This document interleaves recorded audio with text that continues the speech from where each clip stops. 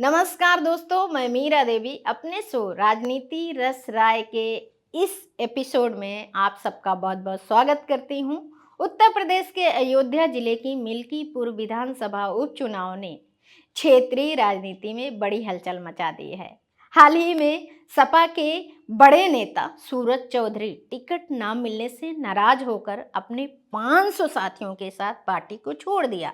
इस चुनाव को न केवल स्थानीय बल्कि राज्य और राष्ट्रीय स्तर पर भी राजनीतिक दलों के लिए कड़ी परीक्षा के रूप में देखा जा रहा है। यह उपचुनाव उस सीट पर हो रहा है जहां के विधायक रहे अयोध्या प्रसाद को लोकसभा चुनाव 2024 में जीत के बाद यह सीट खाली हो गई थी। सत्ता पार्टी भाजपा इस उपचुनाव को अपनी नीतियों और विकास कार्यों पर जनता की मुहर के तौर पर देख रही है।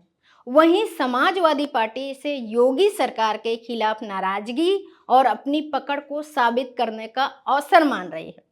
कांग्रेस और बीएसपी पार्टी अपनी खोई हुई जमीन को वापस पाने की कोशिश कर रही हैं।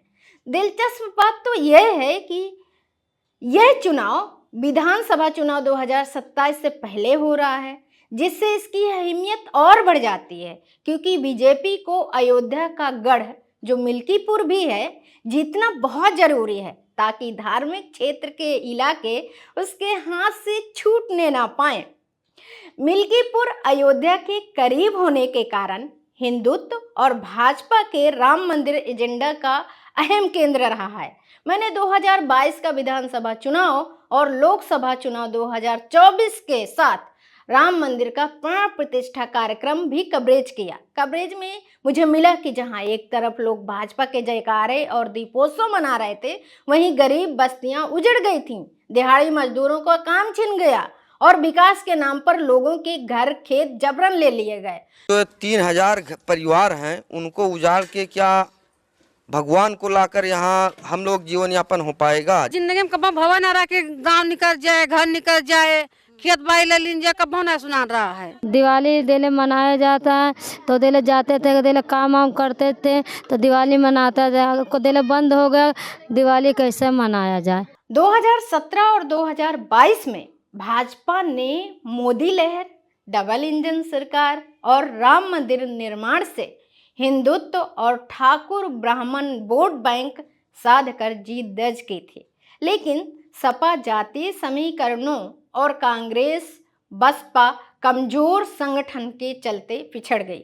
2024 में स्थानीय मुद्दों जैसे रोजगार, खराब सड़कें और विस्थापन से उपजी नाराजगी ने भाजपा को नुकसान पहुंचाया है, तो वहीं सपा ने जातीय समीकरणों को साधते हुए महंगाई और बेरोजगारी को मुद्दा बनाया, जिससे भाजपा का परंपरागत वोट बैंक भी खिसक गया और युवा व ग्रामीण मतदाता सपा के पक्ष में झुक गए। मिल्कीपुर क्षेत्र में जातीय समीकरण हमेशा चुनावी गणित को प्रभावित करता आया है। यहाँ ठाकुर, ब्राह्मण, यादव और दलित वोटरों की संख्या निर्णायक मानी जाती है। भाजपा और सपा के बीच सीधा मुकाबला होने की संभावना है, लेकिन अन्य दल वोट कटवा के रूप में उभर सकते हैं। धार्मिक आधार पर भी पार्टियों ने मतदाताओं को लुभाने के प्रयास तेज कर दिए। मिल्कीपुर विधानसभा में लगभग 3.5 लाख मतदाता हैं, जिनमें युवाओं और महिलाओं का बड़ा हिस्सा है। 2017 और 22 के चुनाव में भाजपा ने यहां अच्छा प्रदर्शन किया, लेकिन सपा ने भी कड़ी टक्कर देखी। पिछले चुनाव में भाजपा को लगभग 40 और सपा को 35% वोट मिले थे। यह देखना दिलचस्प होगा कि इस बार वोट प्रतिशत में कितना बदलाव आता है। इस चुनाव की स्थिति पर सवाल और चिंता ये है कि क्या मिल्कीपुर के नतीजे 2027 का विधानसभा और 2029 का लोकसभा चुनाव की दिशा तय करेंगे। स्थानीय मुद्दे जैसे सड़क, बिजली, पानी और रोजगार पर कितना जोर दिया जा रहा है? क्या मतदाता जाति और धार्मिक राजनीति से ऊपर उठकर मतदान करेंगे? क्षेत्रीय दलों का प्रदर्शन राष्ट्रीय पार्टियों के खिलाफ कैसा रहेगा? मिल्कीपुर उपचुनाव केवल एक सीट का मामला नहीं है, बल्कि यह उत्तर प्रदेश के बदलते राजनीति मिजाज का भी संकेत बन सकता है। यह देखना अहम होगा कि मतदाता विकास, जातीय समीकरण और बड़े राजनीतिक मुद्दों में से किसे प्राथमिकता देते हैं?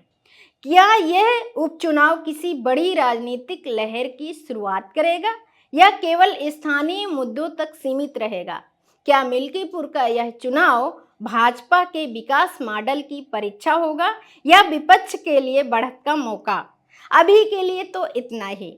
अगली बारी मैं फिर आऊंगी एक नए मुद्दे के साथ। तब तक के लिए नमस्कार। खबर लहरिया, आपकी खबर आपकी भाषा।